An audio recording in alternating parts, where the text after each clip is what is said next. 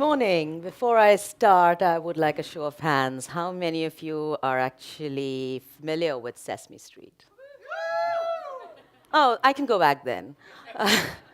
No, but seriously, I think it's a pleasure to be here, and thank you all for coming out to hear about Sesame Street.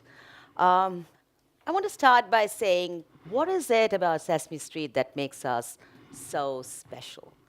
At dinner last night, Ahmed, who's in the audience, told me that he grew up watching Sesame Street and learning about jazz.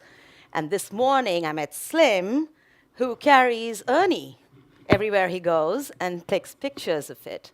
And I really believe that the power of Sesame is captured, to me at least, by three key things. A really powerful vision, a vision that um, enables us to think about the world as a better place, and we imagine the world as a better place, and that starts with our children. A world that's filled with laughter and learning, a world that embraces diversity, and a world that promotes inclusion. But most importantly, a world that reaches out to children and their caregivers with important lessons about language, literacy, numeracy, but also health, hygiene, social, emotional behaviors, friendship, caring, sharing, all of the stuff that we've been hearing in the conference till now. The second thing that really, I think, sets us apart from many other children's programs around the world is a proven formula, a model, if you can call it that. It's a model that was founded in 1969 by Joan Gans Cooney and the other founders of Sesame Street. And it's a model that looks at a collaborative way of working with creative visionaries, content academicians, researchers, writers. Every program we do in over 150 countries around the world, the model we follow is a collaborative model, and that really helps us stay grounded, and I think it's very, very important.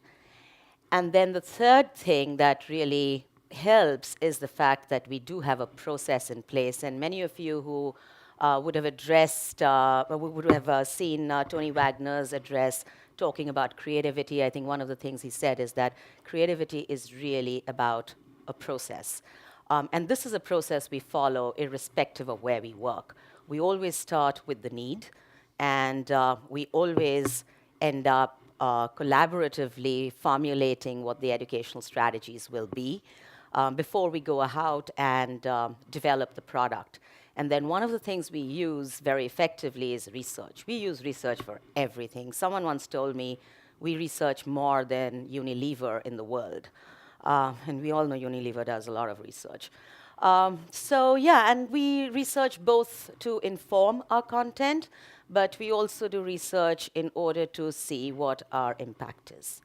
And I think this is really what makes it a very, very unique program, project, initiative, depending on where we are working in the world. It's powerful. We believe that we are child-centric. And one of the things that is challenging to us, particularly as the world is changing, the media landscape is evolving, digital is like the holy grail that all of us are chasing. Reaching children, particularly children that are underserved and marginalized in the world today, is a reality that we all live with. And one of the things that we constantly innovate and experiment with is how do we reach these children? In India alone, 49% of India is media dark, which basically means they have no access to television. So in places like these, where children are out of school, they live in rural, remote villages, where a lot of children are children of migrant populations, don't have a sustained kind of access to schooling systems, etc. We have a signature program in India called Radio Phone, and we basically produce Galli Galli Sim Sim, which is the Indian adaptation of Sesame Street. We broadcast it on community radio stations. And we have a back-end cell phone system that enables people to do a missed call. Now, many of you who are not in India don't know what it is, but the missed call system is like one of those Indian inventions, which basically means you don't have to pay any money because you kind of, give a missed call. The server calls you back with an IVRS menu, and the menu basically allows the child or the parent to interact with the content, but also leave their feedback, etc. We've had great success around this project. In urban slums in India, for example, we use a unique model for delivering content to children and their caregivers. We repurpose a vegetable cart, and seriously, it is a vegetable cart. We house a television and a DVD. It's powered by car batteries, and we roll it into the streets of urban slums in India with messages on health, hygiene, sanitation, nutrition, importance of girls going to school, etc., and we engage them with activities. Shishimpur, which is the Bangladeshi initiative, also uses a very similar model with a cycle rickshaw to really reach out to students in rural Bangladesh. In classrooms where we work with the government and in very poorly resourced kind of centers, we use low-end technologies like pico projectors. So technology is coming up as this big platform with which with children are engaging. And like I said, it is a holy grail. We kind of chase after it. We all know the world is going digital. India alone has, huge cell phone penetration these days, much more so than television penetration. And we're all wondering how to kind of engage with that medium in order to reach children, because at Sesame we really believe if we don't reach them, we don't teach them. So it's critically important for us to continue to evolve, continue to experiment.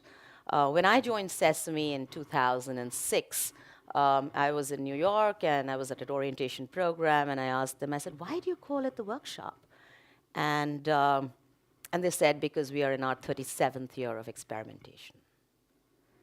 And I thought to myself, wow, I think that spirit, the spirit of innovation, the spirit of taking risks, the spirit of failing, the spirit of going back and using an iterative process to really give something to the children that they can engage with is a very, very powerful tool, a powerful formula, call it what you will, that really helps us get children into a lifelong learning process. I mean, I hear Ahmed and I hear Slim and I feel, oh, I've never grown up with Sesame Street in India, because we actually did not have Sesame Street in India. And someone asked me the other day that when you say you work with Sesame Street, do you always get that reaction? And I said, yes, I do, mostly from Americans. But I also get this reaction from other people who've grown up with Sesame Street. We have a very, very well-grounded educational framework model. I think in 1969, when we started out in the US as a war against poverty, the education framework we worked with was more whole child. It was really emphasizing about pre-literacy, pre-numeracy skills, leveling the playing field for between the privileged and the underprivileged. Today, we tackle all sorts of issues around the world. In South Africa, Takalani Sesame looks at destigmatizing children living with HIV/AIDS. Kemi is actually a HIV-positive Muppet. In Egypt, Hoha inspires girls to dream big. In India, Chumki promotes girl-child education. In many, many places around the world, we are looking at a curriculum that focuses on what we call executive functioning skills, resilience, self-regulation, everything that a lot of you in the last 3 days have heard many speakers talk about. And I feel we at Sesame are very privileged with the opportunity we have to really make a change in children's lifelong learning process. Take a look.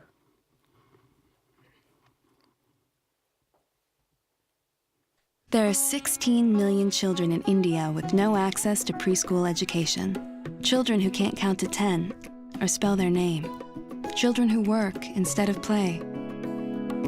Aman is one of over 18 million children who watch Galli Galli Sim Sim. Each day, the Muppet Chomky teaches Aman valuable lessons. For Aman, it's all fun and games. What he doesn't realize is that he's learning how to count, how to spell his name, how to unlock possibilities. Now, if Aman and his 18 million classmates grow up educated, can they open the doors for their sons and daughters to have more opportunities and a brighter future? Can you imagine 18 million Indian children today unlocking the promise of a nation tomorrow? Can you imagine?